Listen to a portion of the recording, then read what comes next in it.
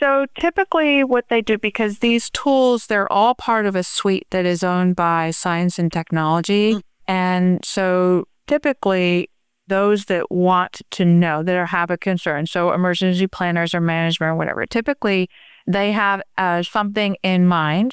If it is chemical or explosive, they come to CSAC and we talk with them and they have us do the modeling for them. Hi, this is Technologically Speaking, the official podcast for the Department of Homeland Security, Science and Technology Directorate, or S&T as we call it. Join us as we meet the science and technology experts on the front lines, keeping America safe. Hello, everyone, and welcome to Technologically Speaking. I'm your host, Brittany Greco, and I'm so fortunate today to be joined by our Deputy Director of S&T's Chemical Security Analysis Center, Helen Mearns. Helen, thank you so much for joining us. Thank you for having me. So just to kick things off, can you give us a little bit of information about what the Chemical Security Analysis Center, or CSAC as we call it, what the lab does? So we study all different kinds of chemical issues.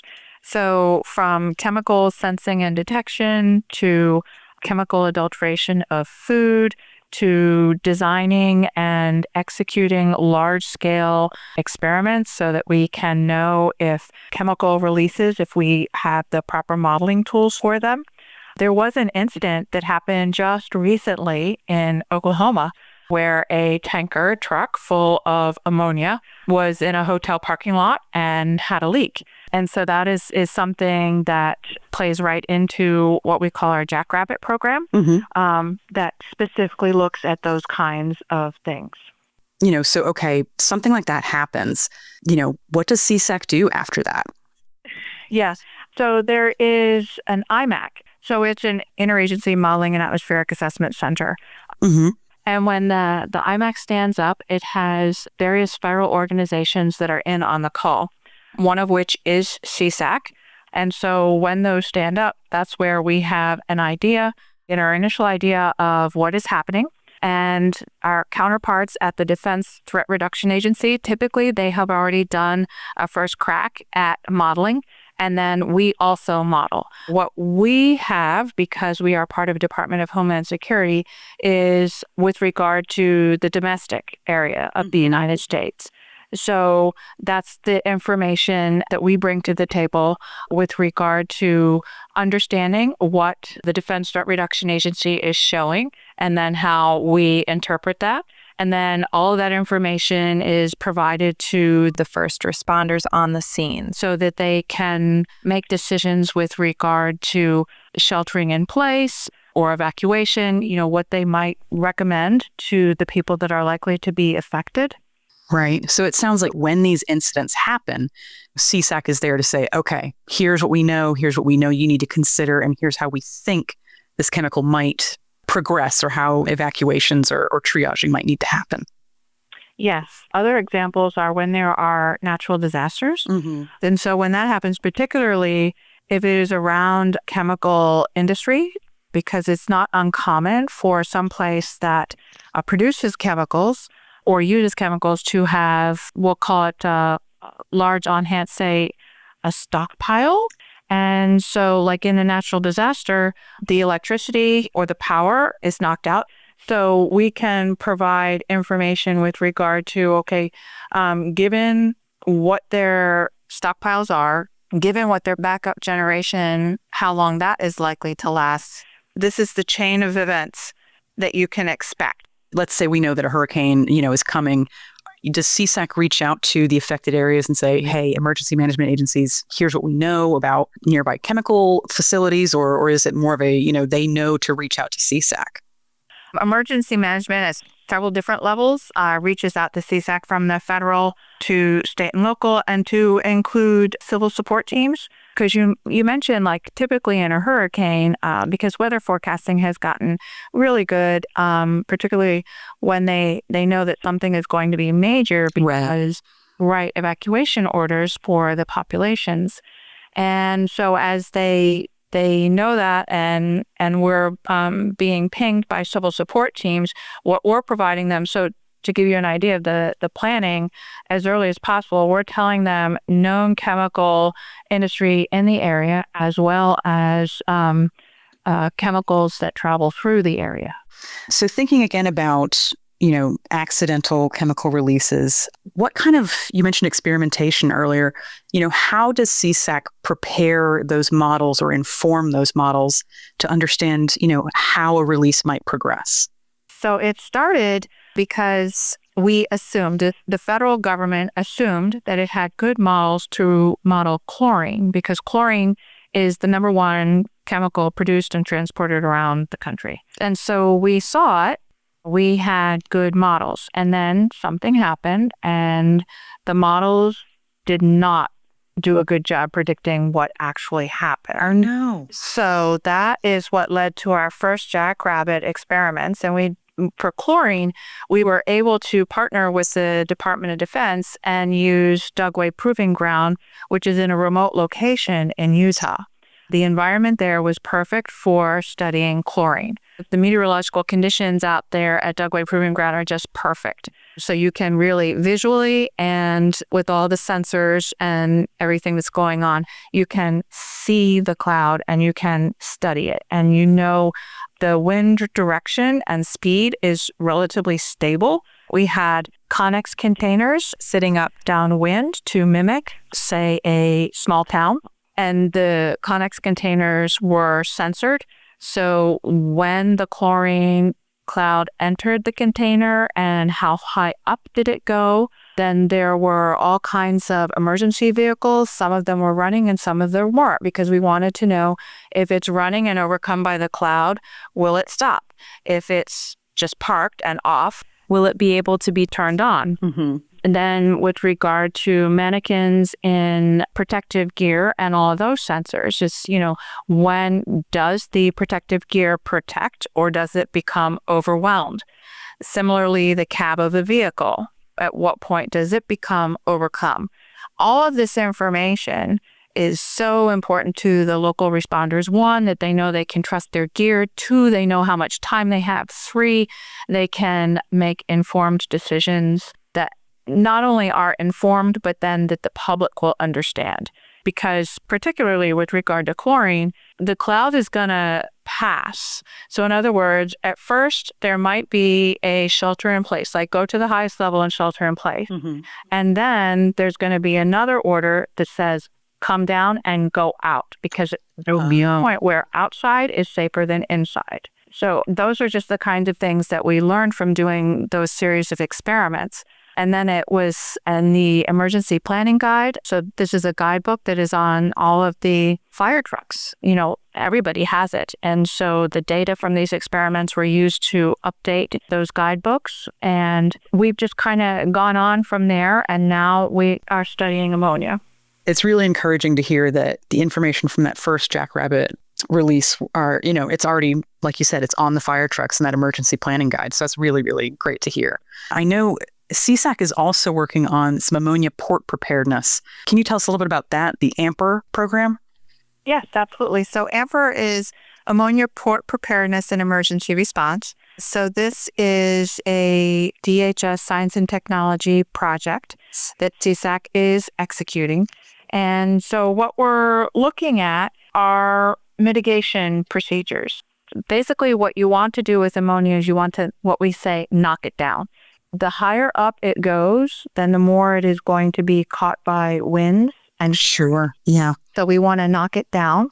And then once you knock it down, then you've got something that you have to contain. But in this instance, on the ground, it's easier to contain as opposed to something that gets up just high enough that it is carried to a location and then is affecting a population at that location. Mm-hmm. But that's yes. So that's why the AMPER program is so important to us, because of that transfer, the way we know ammonia is transported around the United States.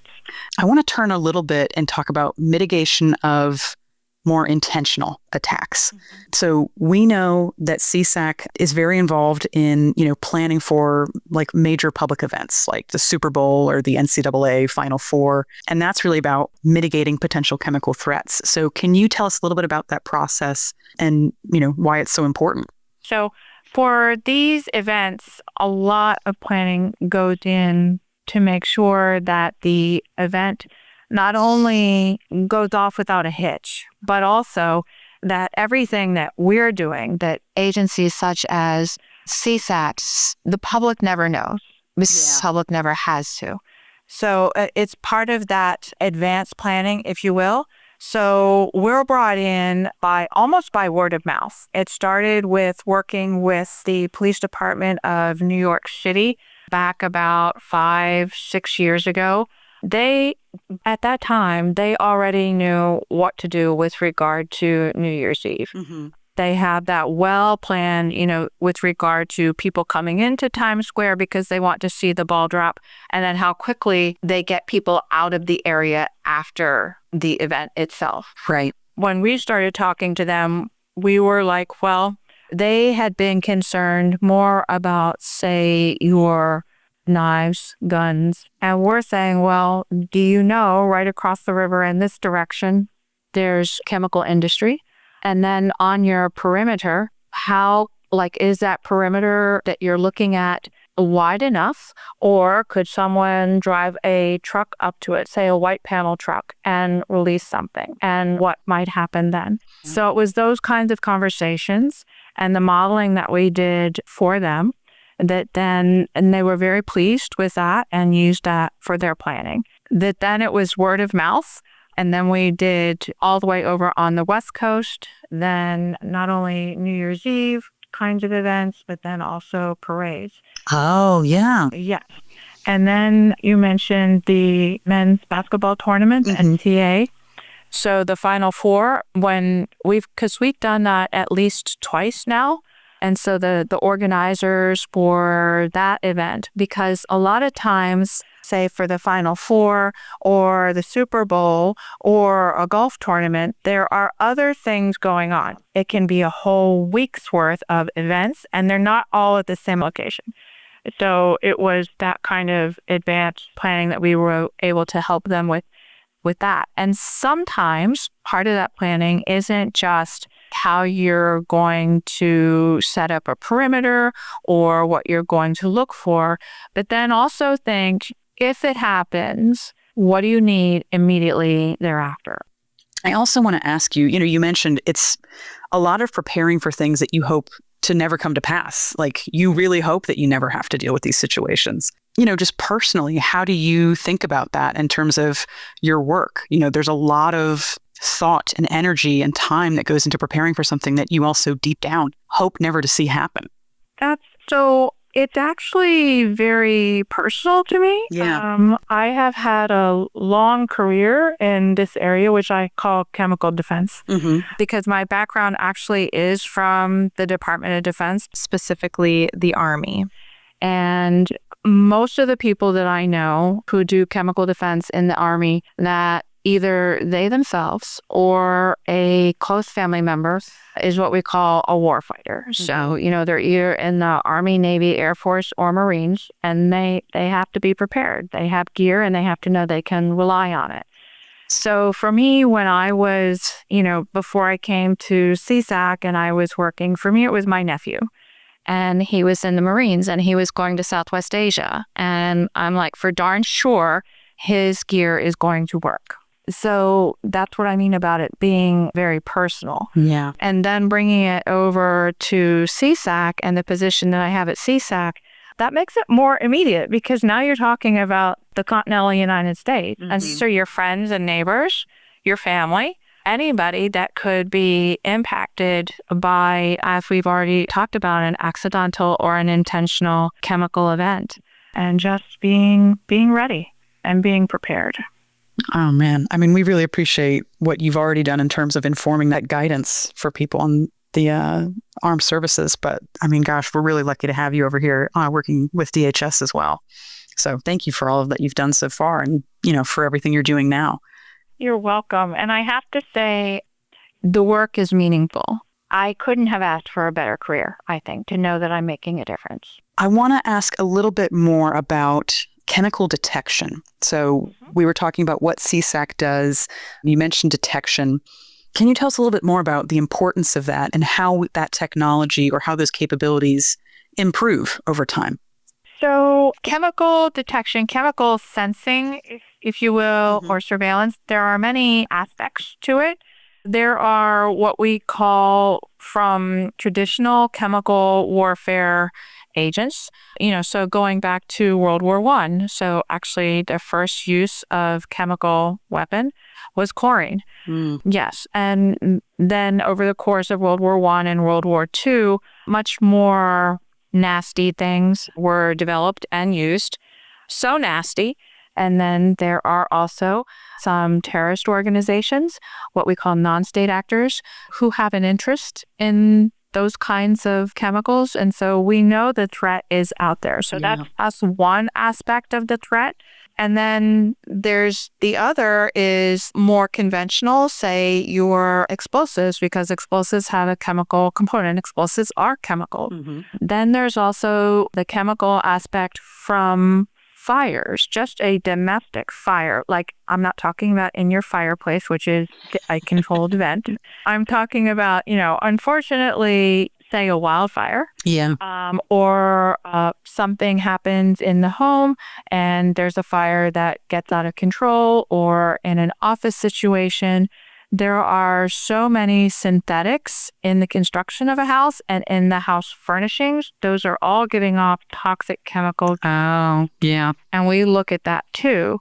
And in looking at that, then one of the detection capabilities that we're looking at very seriously is actually for humans. So in other words, to see if there's a biomarker, meaning the human body has a way to mitigate exposure to cyanide. And so it can be overwhelmed though. So that's what we're looking at with regard to, we know we can see the biomarker quickly. And if we can then say, okay, this person in a triage situation, this person is going to need to follow on care, potentially also the antidote, because there is an antidote. That's really interesting to think about too, because to your point, like if you know that somebody has ingested a specific type of poison, that makes it easier to get the specific antidote. Exactly. Yes. And then in this particular case, with regard to what we're looking at, it's like we've had these and continue to have little offshoots of areas of investigation. Colorimetric is a big one for us because that will be the key to looking at the biomarker. But then if we can take that biomarker and do it synthetically and do it on fabric, then that would have great implications both for first responders and for the warfighter that I mentioned. Yeah. And so you brought up something that really reminded me of something that a previous guest said when we had Dr. Laura Parker on the podcast a little while ago. She essentially said sort of something similar, like it's all chemicals. So talking about explosive detection, chemical detection, I understand there's also some sort of, this is also useful in, detecting things like synthetic opioids, like those illicit materials that we want to make sure we flag before they get into the country. Can you speak a little bit about that? So that one, what's so interesting about that is it doesn't take much to change what the synthetic opioid is.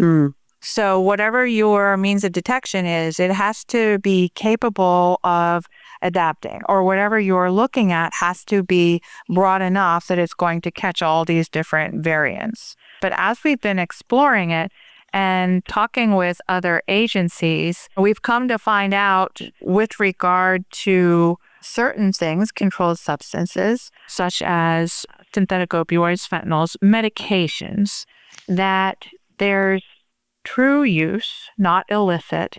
The end-to-end control is so tight. Right. Yes. However, so much is coming in. And by so much, I mean so many packages are coming in that Customs and Borders, the mail facilities, they don't have the ability to check every single thing. Right. That's just too much.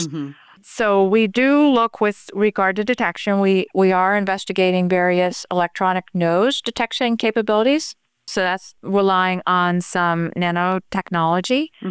Truly, we just want to be able to be as good as a dog, because a dog's nose is just absolutely phenomenal. So far, nothing is able to beat a dog's nose when it comes to that. That's great. Yeah. So how does that technology change over time? What is the process like for building those out? Is it a hardware issue, a software issue in terms of like, are you building out a library of known chemical compounds, or is it, we want to make sure that our scanning technology is better, or is it both? I mean, how do you approach that? So to my mind, it is very much software. Mm-hmm. So it's the algorithm. So developing the spectra of known chemicals, and there are just so many synthetic opioids that are known. Yeah. So we can get those spectra from all of those. And so you're looking at for the commonalities. And then it's when you had that, and then on the algorithms, which help to build the libraries of detectors. That's kind of the pathway that we've been taking so far.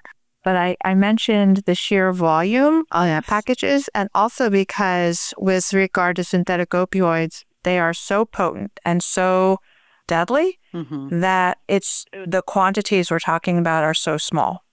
It's hard to keep up with that. And I think we've all seen the tragic results of, the opioid epidemic. So it's heartening to know that there's still a lot of effort going on to try and combat that as much as possible before it gets into the U.S. I want to ask you about some of the resources that CSAC makes available. Can you tell me about HexCat? Yeah, so HexCat is the Homeland Explosives Consequence Assessment tool. So what is unique about HexCat as opposed to other tools that model an explosive is that HexCat includes a medical mitigation piece. Oh. So in other words, it's not only looking at the chemistry of the explosion and the physics of the explosion, but then the impact to the human and what the medical mitigation might be. Yeah. That is what is unique about our model, our tool there, is that it has the medical mitigation component. So because of that, if you have on-scene, on-site, you're already prepared in the event that something bad might happen. You don't have to wait for the ambulance to get there. You don't have to wait for the person to get to the hospital. You can immediately start implementing some of these medical mitigation measures. And this is something that's already available. Like, this is a tool that an emergency manager can have in their facility, right? Like, they can have that on their computer. So it's not as well developed, an older tool. And when I say older, I just mean that it's been around longer. So we've used it over and over and over again for well over a decade, is the chemical consequence assessment tool. Oh, okay. Yeah, we're on, in my mind, I mean, it's beyond beta in the fact that we've used it, particularly in event planning, but it's still like on version 1 it's on version 2 or 3. Okay. So more like keep an eye out for like additional development, continued, improvements to HexCat, but then that CCAT tool, that's something that's already available to folks in the emergency management community. So typically what they do, because these tools, they're all part of a suite that is owned by science and technology. And so typically those that want to know, that have a concern, so emergency planners or management or whatever, typically they have something in mind. If it is chemical or explosive, they come to CSAC. And we talk with them, and they have us do the modeling for them. Okay. The reason being the interpretation of the results. Oh, fair. Yeah, I bet it's very technical. Yes, and in addition to that, we are more than happy to literally work side by side with people. So we have a capability where we can go to them with a computer that has the tool on it and work side by side with them, where they can come to us. We did several years ago develop a tool for the intentional adulteration of food. Yeah. And that reminds me, thinking about CSAC's unique location. So it's co-located on the Aberdeen Proving Grounds. That's it's a U.S. Army installation. Yes. So it was located here at Edgewood by design, because this is where the U.S. Army Combat Capabilities Development Command Chemical Biological Center is located. So it's had different names over the years, but it's been here for more than 100 years. Wow. Then also here is the U.S. Army Medical Research Institute for Chemical Defense. So that institute is for non-human. So in other words, not medical mitigation, but other mitigation that would be needed. Right. And then there is across all the services, there's what is the Joint Program Executive Office for Chem Bio Rad Nuke Defense. So all of those agencies were already here. Wow. And when DHS was interested in standing up a laboratory, Chemical Security Analysis Center, this is where they came. And so it's really been a partnership between the Army's Chemical Biological Center and DHS Science and Technology.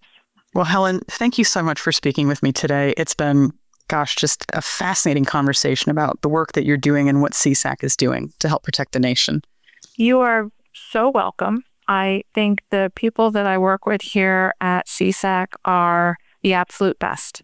And I can't say enough about them. And so thank you for this opportunity to share some of the absolutely fantastic work that they do. Wonderful. Well, we're grateful for you. We're grateful for your team and everything you do. And thank you all to our listeners for joining us today. And we will see you in the next episode. Thank you for listening to Technologically Speaking. To learn more about what you've heard in this episode, check out the show notes on our website and follow us on Apple Podcasts and YouTube. And on social media at DHS SciTech. That's DHS SCITECH. Bye.